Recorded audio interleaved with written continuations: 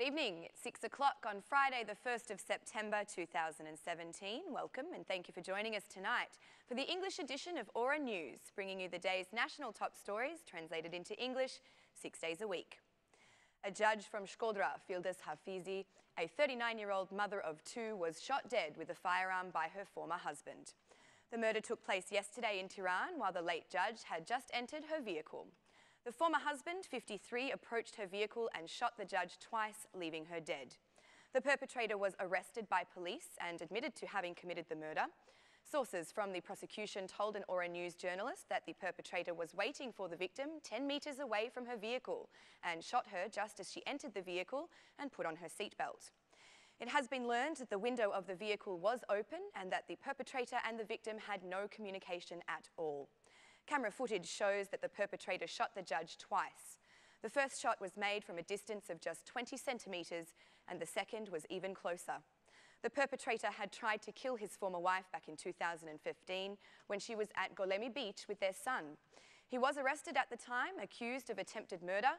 However, as he had not withdrawn his firearm, he was only found guilty of domestic violence and illegal possession of firearms. The perpetrator was set free in January of 2017, benefiting from the end of the year's amnesty. The judge had sought police protection as she was feeling threatened by her former husband, who, according to some claims, used to threaten her even while he was imprisoned. The couple, whom divorced in 2015, were the parents of two children, a daughter and a son. The judge was killed in a neighbourhood of Tirana, where she was living together with her two children. Family of the late judge reported that at the time when the threats from her former husband became more frequent, they had requested that she return to live in Shkodra for her safety. The State Police Director held a meeting with local and central police directors to whom he asked for maximum commitment against domestic violence. A day after the murder of a judge by her former husband, the State Police Director presented this as a top priority. Domestic violence is a criminal offence that is now being seriously treated by state police, but I am asking you to raise your attention in this regard, highlighting any conflict, keeping those with criminal tendency under monitoring. Despite the extraordinary work that we have to do, this is another priority upon which we have to contribute more. We should not only focus on highlighting the cases and punishing the perpetrators, but also on sensitising the society, declared the State Police Director. Mr. Chako also raised the issue of seizing assets which have been obtained through criminal activities. According to the State Police Director, the main duty of police is to investigate the activity of criminal groups and to seize their assets. The establishment of a task force to lead the operation for seizing assets created by criminal activity is necessary.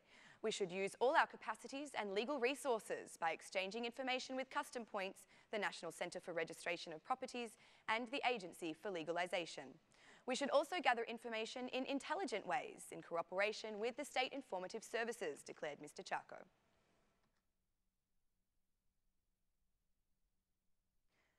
Muslim believers celebrate today EID-AL ADHA, an important feast of sacrifice in the Muslim calendar. Muslim believers attended a morning prayer at Skanderberg Square where they conveyed messages of peace and harmony. The head of the Muslim community, Skander Bulchai, appealed for more love and solidarity between people. Let us be closer to the needy on this day, closer to our relatives, pardoning the mistakes of each other, respecting the elderly, and by contributing for our joint good. Let us all pray together so that peace, prosperity, solidarity, respect, harmony, and love between people prevail. May God convey the feeling of sacrifice to spread the good and the beauty, not the evil and the ugly. Let us spread peace and security among people, not conflicts and division. May God bless Albania and the Albanian people, said the head of the Muslim community. Meanwhile, Tirana's Mufti conveyed the message that Islam can never be in the hands of those who misuse it. On this day, Muslim believers expressed their devotion by sacrificing a cow, goat or sheep in honour of Eid al-Adha and by offering something to their neighbours or to the needy.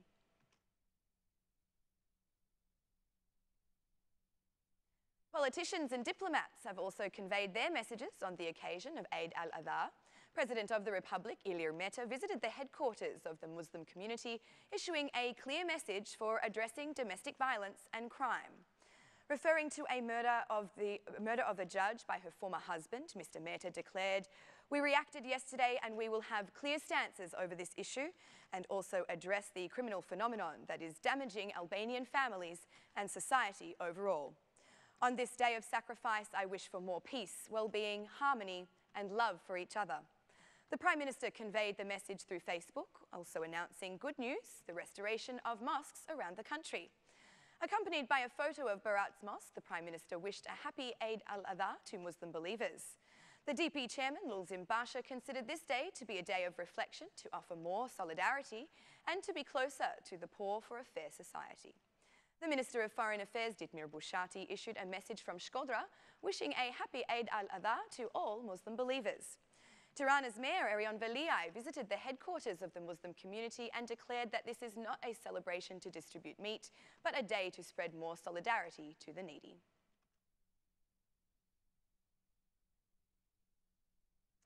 On the occasion of Eid-AL ADHA, the City Hall offered a free lunch for the needy. Tirana's Mayor assisted in serving the meals to dozens of children in a social centre and appealed to citizens to cooperate in order to ensure a better future for homeless children. This is a special day. On Eid-AL ADHA, I have joined the colleagues who work every day in these social centres. This centre welcomes dozens of homeless children every day. Staying on the streets is not a solution, it's not an alternative, so I invite Tirana's citizens to cooperate with the City Hall on this matter. We have all the opportunities to offer this service, declared the Mayor, adding that the social centres and City Halls are always open to the needy. I am happy that the City Hall colleagues have been serving at social centres all day today. We have social centres all around Tirana, meaning that a warm meal can be offered to everyone in the capital. Not only food, but also other services, such as counselling with psychologists, can also be offered, said the Mayor. According to Mr. Veliaj, the City Hall and state institutions will offer help to needy families at a time when the city is being economically developed. After the free lunch offered by the City Hall, the children organised a festive concert for the occasion of Eid-AL ADHA.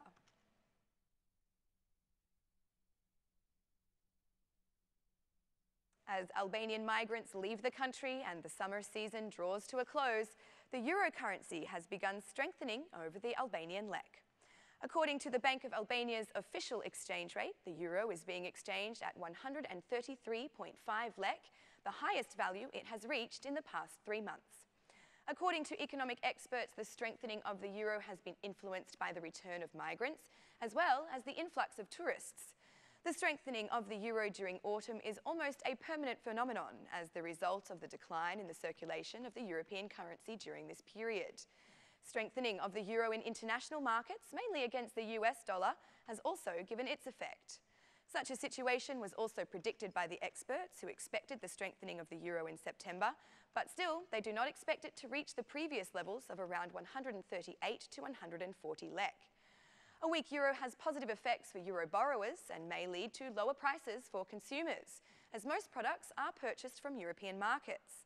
However, a weak euro against the national currency has negative consequences for the economy as it hits exports. Given that Albania exports about 70% of its total products to Europe, this change does have a considerable effect. That's all for our English edition this evening. My name is Alexandra. Please join me again Monday through Saturday at 6 p.m. for your local news in English. On behalf of Aura News, thank you and good night.